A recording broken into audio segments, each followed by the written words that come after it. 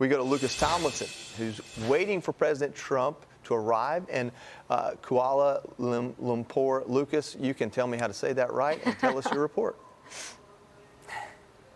Close enough, Joey. Good evening. It's not Chinese leader Xi Jinping on drawing President Trump's ire tonight, but Canada's Prime Minister Mark Carney aboard Air Force One. President Trump announcing that he's slapping 10% additional tariffs on Canada after that controversial World Series ad featuring Ronald Reagan aired. Here's President Trump taking a Truth Social. I'll read it in part, Joey. It says, quote, "Because of their serious misrepresentation of the facts and hostile act, I'm increasing the tariff on Canada by 10% over and above what they are paying now. Thank you for your attention to this matter."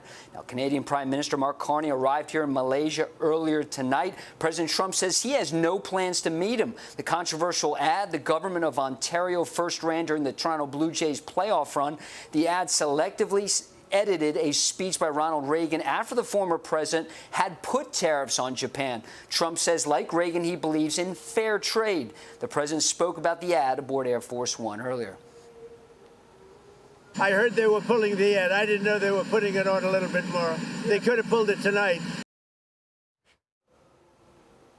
And the ad did air tonight, Joey. Now, ahead of President Trump's big meeting with the General Secretary of the Chinese Communist Party, Xi Jinping, you mentioned rare earths off the top, Joey. Another big issue is the ongoing trade war with soybeans. Last year, China bought $13 billion worth of American soybeans. This year, zero.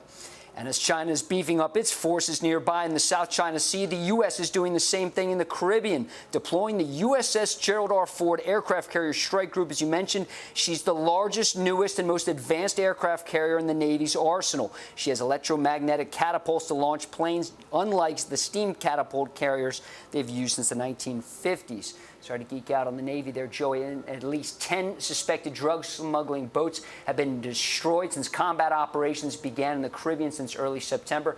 In all but one cases, everyone on board was killed. Joey? Yeah, you're a Navy veteran. You're supposed to geek out on the Navy. This is a big deal. Thanks for the report, brother. Hey, Sean Hannity here. Hey, click here to subscribe to Fox News YouTube page and catch our hottest interviews and most compelling analysis. You will not get it anywhere else.